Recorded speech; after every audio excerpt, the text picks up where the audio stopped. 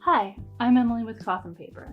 I have struggled with ADHD since I was a kid, and as a working mom with 4 kids, sometimes staying on task and getting things done can feel impossible. Today, I'm going to share with you a couple of methods that I have learned over the years that help me stay on task and stay focused. Do you ever look at your to-do list and think, nope, absolutely not? Like the tasks are just floating around, mocking you, and before you know it, you're doom scrolling, or you're reorganizing your bookshelf, or you're having some deep existential dread of everything that you have to do that day. So instead of being productive, you're disassociating or just plain avoiding. This happens to me almost every day, but a few years ago, I found a hack called the Task Snowball. It has been a complete game changer for me and has helped me get so much done every single day and actually stay on task and finish more things than I ever did before. See, ADHD brains have a prefrontal cortex that produces less dopamine and moves more slowly, so that creates something called executive dysfunction. Basically, ADHD brains have a lot of trouble doing things like initiating tasks, managing time, making decisions, whereas those things come pretty easily for a neurotypical brain. Essentially, getting started is the hardest part for an ADHD brain. That's where the Task Snowball comes in. Our brains perceive big projects or tasks as overwhelming, which can trigger avoidance. Conventional wisdom tells us to make a list and then start tackling the biggest thing on the list first. But if you have ADHD, you know that that doesn't work at all. So let me show you something that does. Every morning, I take 5 minutes and I write down every task that I can think of to do. So I write down everything in no particular order, big and small. Some people like to rate it in order of how much time it takes. For me, that creates more work and it's a higher barrier, so I don't do that. I just write it all down. And then what I do is I look at the list and I start picking tasks based on what's the easiest. I start with the smallest task I can find, usually something that takes about 5 minutes, 10 minutes. So then I get the first task, I get it done. For the sake of time, we're gonna say that it was catching up on tasks in Notion. So I get that task done, and then I cross it off.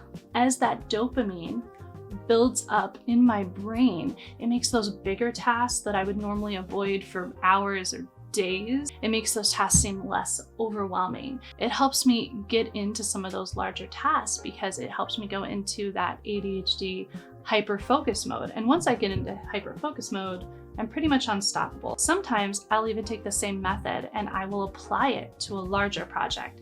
So I'll take that project and I will write down every piece of it that I have to do to complete it. And then I'll start with the easiest one. And I will do the exact same process over and over. And then before I know it, that big project that felt completely impossible is done. And that's it. For me, it's really important to keep things super quick, easy, and simple. The Task Snowball is the easiest way that I have found to stay on task and stay focused. So if that's something you struggle with, give it a try.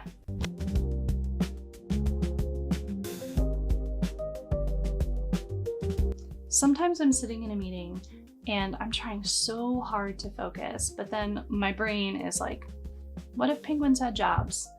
What if I moved to Italy? I wonder what I should have for dinner tonight. Maybe I should dye my hair pink.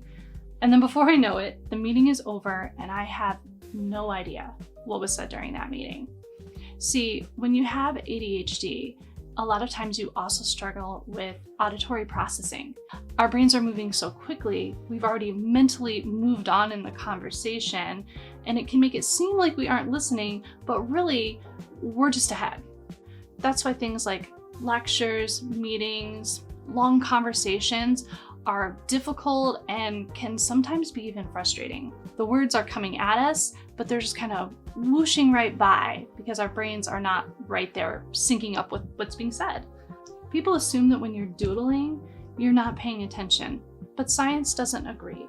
In 2009, there was a study that actually showed that people who doodle while they're listening retain 29% more information. And that is where the Doodle Method comes in handy. See, ADHD brains thrive on multi-sensory engagement. So when you're doodling, you're engaging a part of your brain that normally isn't engaged when you're trying to listen to somebody, and it helps us focus better.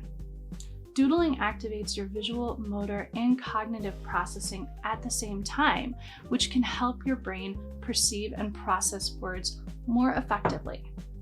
It's essentially like giving your brain a fidget toy. So the part of your brain that spaces out and gets bored when people are talking for a long time suddenly becomes engaged, and you find that you're actually retaining more information and understanding what's being said better. There are lots of types of doodling for different scenarios.